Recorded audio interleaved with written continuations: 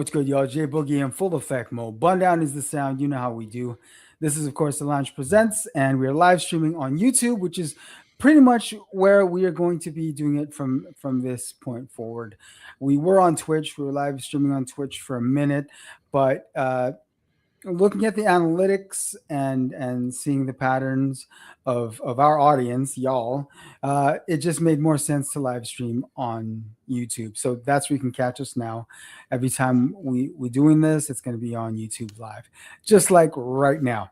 Now, of course, we are going to start things off. But before we do, I just want to send a shout out to a couple of folks who were very instrumental in making today a very interesting day. If you are in Winnipeg, you know today was snow day up in this motherfucker.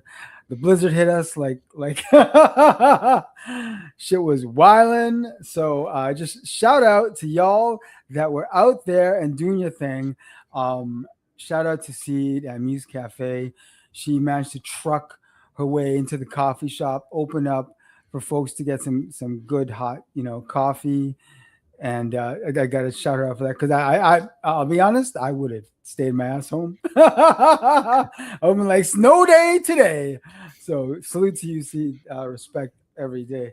And then I got to give a shout out to our dog LJ2, who we were talking this morning, like on chat, like, yo man, you were out, like, because this morning we obviously both attempted to leave. I was less successful in getting out. I basically said, nah, fuck this, I'm heading back. But he made his way to the gym this morning. So salute to you, George, because I just wouldn't have. And on that note, we are going to bring into the lounge space. I mean, his ass is sitting right there. None other than Joe Boy Rock, all up in the lounge. Let's go. Yo, what's up? Yes, sir. We gotta give you one of these. All right.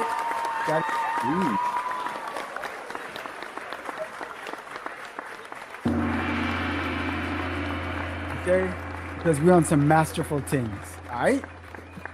Joe Boy Rock, how you doing? I'm doing good, man. Thanks for having me. Oh, you know it. You already know. Open door policy. Open door policy. Ain't nothing for you to get up in this space.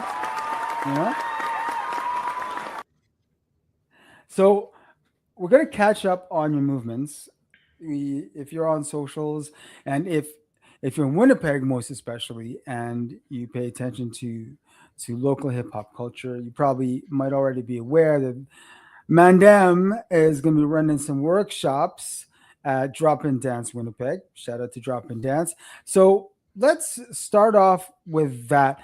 What's the whole plan here? What's going on? Yeah, so we decided to do a workshop and a movie. So I'm going to be going over funk styles. Funk styles meaning popping and locking. So we're going to be learning them separately. And then we're going to go into a watch through of a movie, You Got Served. So, Okay.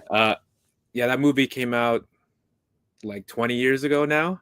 And it was actually one of the first movies where, like, it was part of the dance craze movies in the early 2000s. Yeah. Along with Step Up and Stomp the Yard and all that kind of stuff. So that was coming up while I was like in junior high, going into high school. So it came out during my formative years and was part of the reason why I started dancing. Okay. Yeah, that was a tangent right there. But yeah, Nah. at Drop-In Dance, we're going to be doing a workshop, popping, locking, and also a watch through of You Got Served. So Now, if you want to catch up on Joe Boy Rock's lore, you can always scroll either up or down, and you can head to the previous episodes we have with Joe Boy Rock to catch a little bit more about his lore. We're obviously going to be tapping into his current movements, but definitely I encourage you, if you haven't already peeped them, go check out the previous episodes featuring Joe Boy Rock, and there's more than one. So just do the scrolling, you'll see it all up in there. So now you're talking about some very very um, man, like I think the only way I can put it, like, close to my heart type things. You know what I'm saying? Okay. And when when you look at the local hip hop scene, and you look at local culture, especially, and if you've watched, you know, the generations and the progression from generation to generation, you I definitely speak for myself, but I know I'm not the only one that feels this way. You fervently hope, in the most desirous manner, that the culture will be properly taken care of in the hands of everyone who comes after you. You know what I'm saying? Hmm. Yeah. And so, obviously, I mean, no secret that I'm invested in hip hop culture. I think it's been established that you know, I'm that guy. You know what I'm saying? But it honestly makes me feel good to see that the right people are taking upon themselves to progress the culture, to continue sharing the culture. You know what I'm saying? And when I look at you, especially when it comes to popping, locking, all the funk styles, seeing someone who champions it, it makes me feel really good. You know what I'm saying?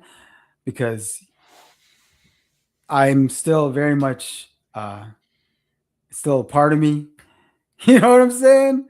I can still get down, I can still sesh, you know what I mean? But I'm just not out there like that. You know what I mean? You'll catch me like in some form of fashion, some point, somewhere, but I'm just not out there like that. You know what I'm saying? But obviously, I feel good knowing that I see not just the next generation, but I can honestly say I've seen what, three generations after us, at least, if not four generations after us, take the culture forward, take it on their shoulders, and progress it and continue to share it. And I can see that it's fallen on the right shoulders. You know what I'm saying? I can say all the names like right here, but again, I just refer you to previous episodes of the Lounge Presents, because we've had a lot of the architects of Winnipeg hip hop culture on this platform for obvious reasons. So I just want to give you your flowers and salute you, because again, I feel good seeing the shoulders that this culture is currently riding on. So salute to you, dog. Oh, thanks, man. I appreciate it. Most definitely. Now, getting into the workshops that you've got going at Drop-In Dance, they they start soon, don't they? Yeah. So the first one is like what I said. It's gonna be on December 19th, and that's Yeah, from tomorrow. Shit. yeah, tomorrow. So that's the one that's gonna be it's like a one-off for now. And then in January we're gonna start a series of classes. So it's still a little bit up in the air with if it's gonna be a prolonged series because of just attendance. Um, and so that's the reason why I'm out here promoting all this kind of stuff, because I think it's Right. really valuable for me to be a little bit noisy and say, hey, this is what I have to offer and teach. And if you guys are down to take the class, go through the process, you guys can have some of these skills as well. Oh So yeah. yeah. If if you're serious about your artistry, and dance is what you claim as your artistry, to be able to get as many tools into your toolkit to help you progress, I mean, goes without saying. And the knowledge that you bring with you forward after that, as you continue to add to your toolkit, just makes you that much better, not just of a dancer, but as an artist. And I'm sure you know exactly what I'm talking about. Yeah, exactly. So this is like my way of saying, yo, this exists. Like sometimes people look for stuff and they're like, I don't know where to find it in Winnipeg. Hmm. Oh, I'm right here. so Yeah. so and it's actually taken me a little bit of uh getting over the fact that, oh, I got to put myself out there and all this kind of stuff, because I'm really more of an introvert, and it's only And you comes low to, key. yeah, and it only certain occasions or moments where I'm like, okay, I gotta go out there. I don't really. It's funny. You dance, right, and you're like, I don't really seek attention or whatever, but that just ends up like it being the case. So yeah, I'm one of those guys who likes music so much that I have to like move, and then that's how I basically got introduced into it. It wasn't like I wanted everybody's attention to say, look at this guy or whatever. It was just like you just feel something and it compels you to move. Right now, currently, what is making you move in terms of joints? Like what joints have come out, let's say in the last 5 years, can really, you know what I mean? Like that'll entice you quick. Last 5 years? Yeah. Oh, well, not to be anti-Canadian, but like the Kendrick songs that came out with the beef with Drake and everything were like, you know, I know he's dissing Drake, but I'm like, hey, this is a banger. These are bangers. Yeah, no. No, it is, you know what? I mean, the whole situation with the Drake and the Kendrick and where Canadians stood, you know what I mean, on the whole thing, it was really polarizing. I found it polarizing because like more time, you know, a lot of Mandem kind of expect you to show like I don't know, is it loyalty? I'm not sure, but like I get some sort of loyalty, I guess, to the homegrown. You know what I'm saying? Yeah, And I mean, I know for a fact, Mandem in Canada had like Drake had Mandem in Canada, like no doubt. He had Canada support for sure. But you know, we still love the Kendrick joints. yeah. You You know gotta what I mean? it you like it's hard to judge those things with an unbiased mind, Yeah, especially if you're a Canadian. yeah, But because like, and then if you're for the culture, that you're like, okay, this is good as far as you know, like the history of rap beef, yeah. and then you like I've switched like stances on it like so many times. But That's cool. do I think it's good? I think it's overall good if it's Oh like yeah, if you just keep the peace. You know what I'm saying? Just of like course. Yeah, keep it on like the yeah. music, Keep and it on then wax. Keep it on wax. just we don't need a repeat of like certain things to happen like in the past. But um yeah, I think it's rap is a competitive sport, so Oh, hip hop that's is competitive. yeah. It's naturally this. Our culture is naturally competitive, straight up. You can't even hide from that. You know what I'm saying? And Yeah. and that competitive drive is what fuels like every artist. So I mean, you know, Yeah, exactly. And that's part of the reason why um the best rise to the top.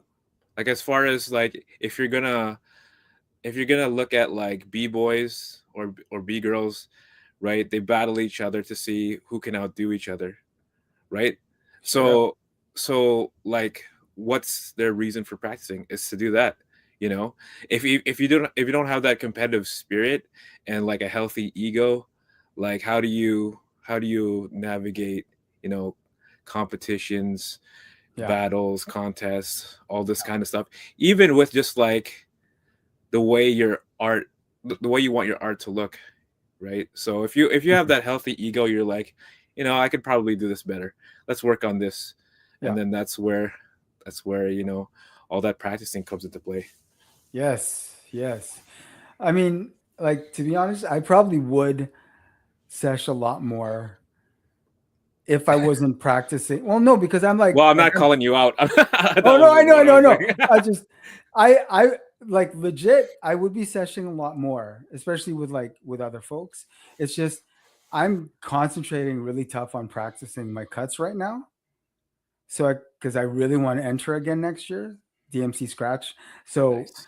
I'm just so too dialed in on that. You know what I mean? Well, That I do. yeah, like my philosophy on that is like that's good because if you were to try to like master so many things across like multiple elements, I mean, I think it can be done, but you got to put in Yeah, so much time and yeah. work. You got to put in the time. Yeah, so you being focused on that is like that's dope because a lot of people, especially creatives, right? They want to do everything or learn everything all at once, Yeah, you know. And it's like that movie that everywhere all at once or whatever it is. But yeah, yeah, you gotta focus, you gotta dial it yeah, in. And I have that problem as well. I'm like, okay, I gotta dial in. Let's just practice this. Let's drill this over and over again. Get it perfect. Get it to where I want it, and yeah, then we could take it out to and show it to people. yeah, yeah. Definitely. Okay, so we know that Kendrick got you moving. Was there anything else? You know what? Sometimes I go long stretches without listening to anything new. you Okay, know okay, that's like sometimes I just listen. It's funny because we had that Spotify rap thing going on, right? With like, it tells you all your stats and who do you listen to and whatnot the most. And mine was actually Leve. So okay. if you know Leve at all, she like does like jazz and Yeah. like I guess like jazz pop, and she's yeah. So I listened to her quite a lot, and even more recently than that, Olivia Dean, so the Okay. R&B Yeah. singer. Yeah.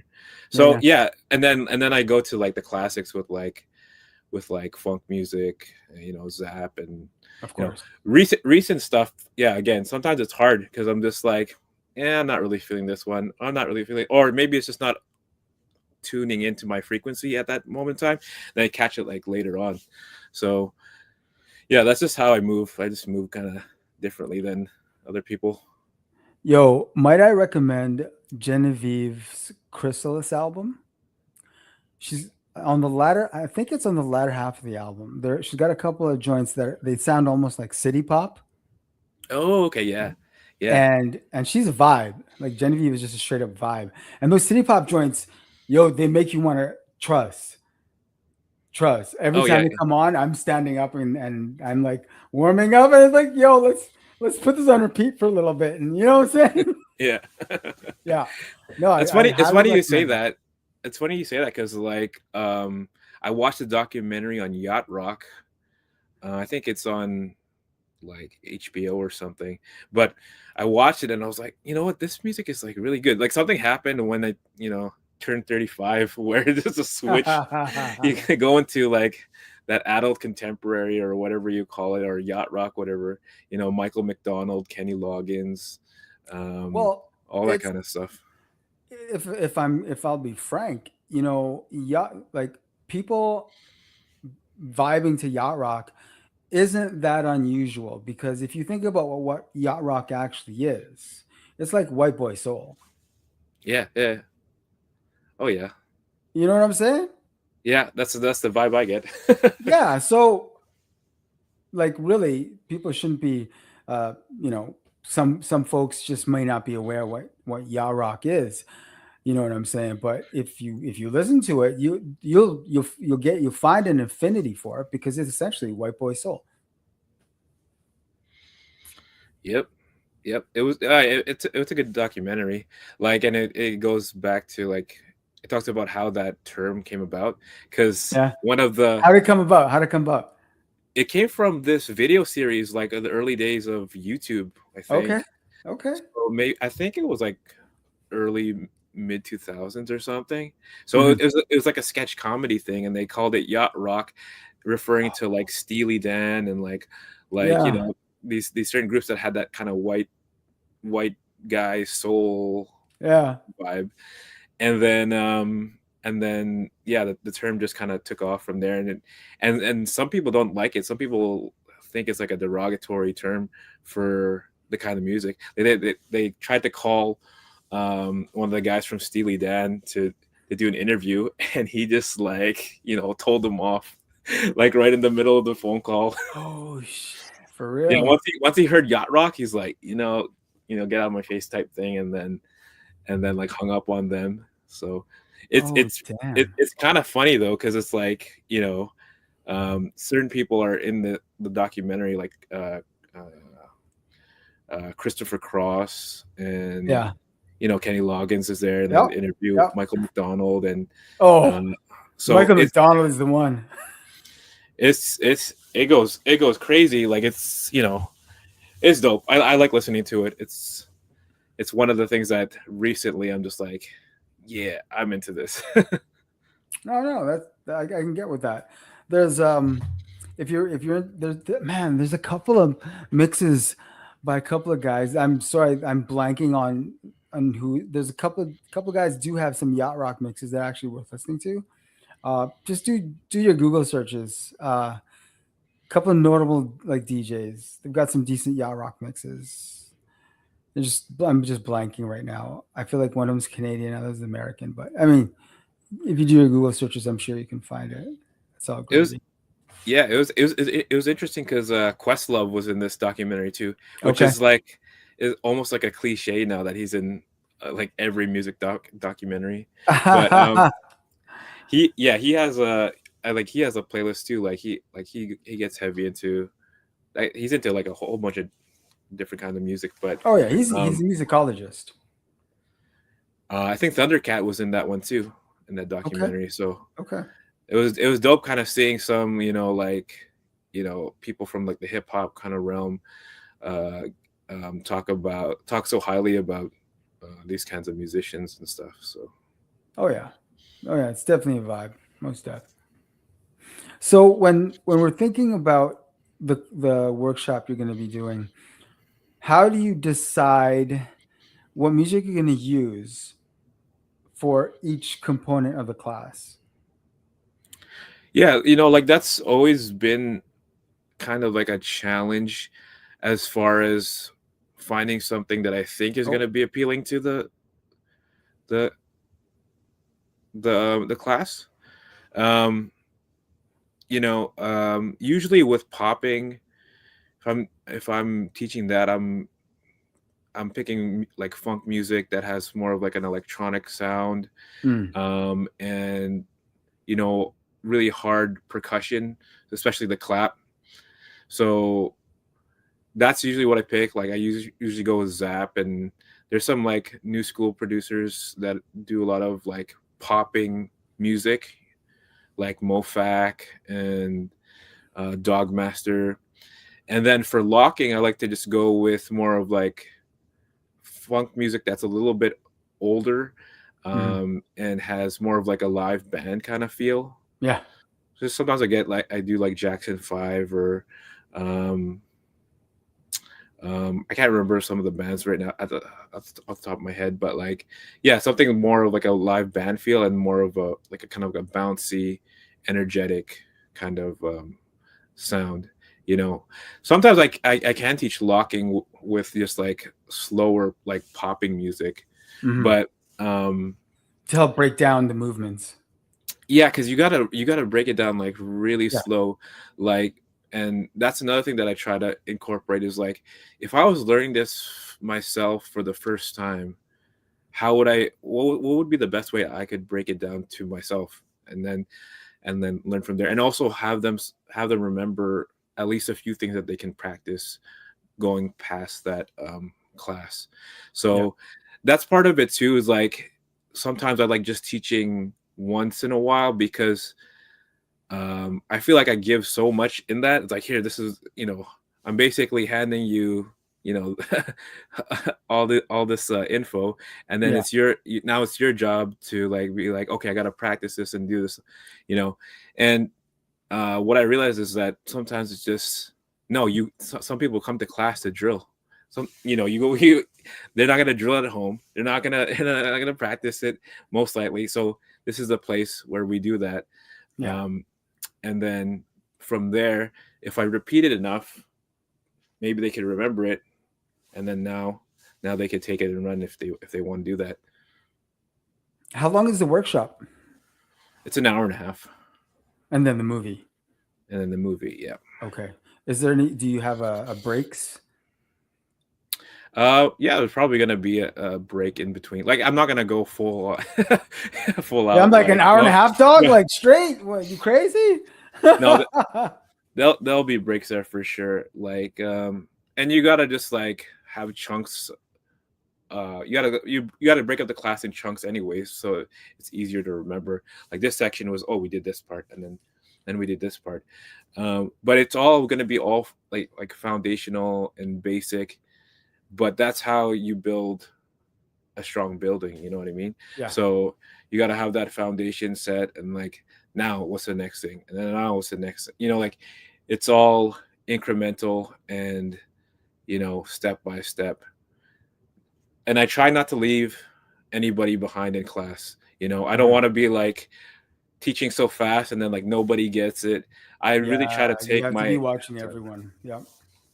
So that's why every class is kind of different, because if different people are in the class and they're learning at different paces, I try to go at the average pace that people are going.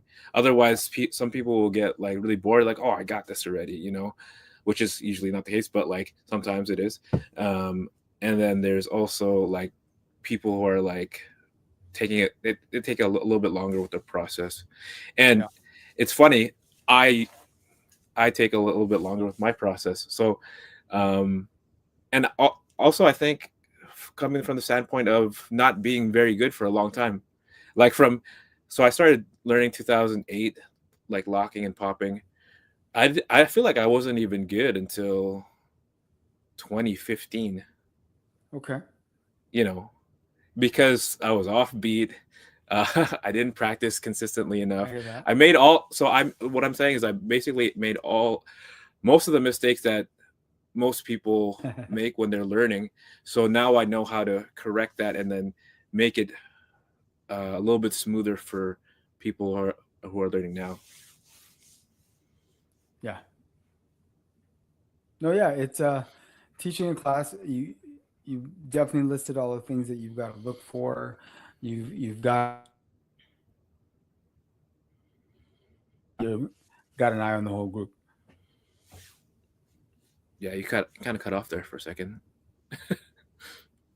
Yeah, a little bit of like internet glitching. Yeah, we're doing animation right now in animation styles. Nah. So are the other 2/3 of Machina II going to be participating in your workshop? In the workshop, no, like this is the thing, right? Like I tr- I try to keep those two worlds separate because they're so different. Yeah. They do have some similarities, but like um usually I have the rap friends and the rap community, and then there's the dance friends, and they rarely, like sometimes I feel like they rarely intersect. You Really? know, yeah. Like um, and then like the rap guys always want me to like, oh, how are you gonna work in your dancing on stage? And I'm like, I'm not really gonna do that. Well, at least not yet, because they want to see that, right? But it seems kind of out of context in my mind when I'm like rapping or whatever, and then I'm just gonna stop, and then I'm gonna do a dance solo or whatever. So Yeah, um no, trust. I'm feeling that. Yeah, no. That would be like me DJing and then suddenly in the middle of, you know what I'm saying? Like getting in yeah. front of the deck and just start fucking like, what? No. Nah. So Not yeah, this maybe one. one day that they'll like intersect like that. For this workshop, those guys are not involved with that, but they'll be involved with other stuff with the rap. Have you ever invited them to actually take a workshop of yours? Um, no, because they haven't shown any interest in doing Yeah, that. we's glitching. We internet glitching. Okay, are we good? I think so. Okay, yeah, like yeah, they haven't really shown me any interest in taking my class. So, and No, yeah, I'm fine with that, you know. Like totally. there's a certain market that wants to take my class. Um and those guys are not it. And I don't that's think. and Maybe that one day they will change their mind, but you know. yeah, you never know. You never know. What's going on with Machina II and y'all movements? So we're just preparing for 2026, Hmm. and we're gonna be we're gonna be pushing a lot more content out there. Even digging up some of our old stuff because we think, well, I know for sure not a lot of people's listen to like some of the old stuff, and Yeah. it's like there's like a whole mountain of content.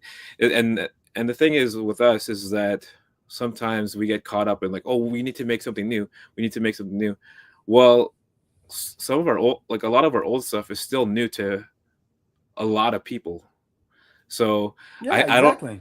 you know, like maybe there's a rare exception where somebody's listened to all of our music that we put out, but that's I find that highly unlikely given like looking at the numbers. Um, so we're gonna be like kind of revisiting some other some of our older stuff, putting it out there, getting As it you on should. getting it on TikTok, getting it Yeah. discovered, and then some of our newer stuff we're gonna be pushing with like um, any DJs who are open to playing that stuff at certain events or things that where it makes sense. Hmm. So yeah, just getting out there more. Like again, it's like for me, I gotta be like, okay, I'll do the art. Okay, now it's time to promote Yep. promote and like get visibility on this. Yep. Exactly. Exactly. And so when are you looking at first quarter, second quarter? Yeah, probably something in the first quarter. I mean, Yeah. probably end of January actually. Okay. We'll probably Okay. hold something like and then just to chase the winter blues away type thing. That's like the Yeah. most saddest part of January, like the end of Yeah, January. really. So it'll give something uh for the people to look forward to. Dope. And yeah, like getting our mindset ready. And when we're like on, I feel like it's like if you see us during a show and we're on, and we usually are because we practice like a lot. It's like a different energy, you Yeah. know. So, and it's definitely a different energy from me dancing. So Yeah, of uh course. yeah, it's I'm excited. I'm excited. Dope. Well, you know what that means y'all gotta come back so we can help you promote that thing Oh yeah. Oh yeah. while we get the internet glitch. Don't you love internet glitch?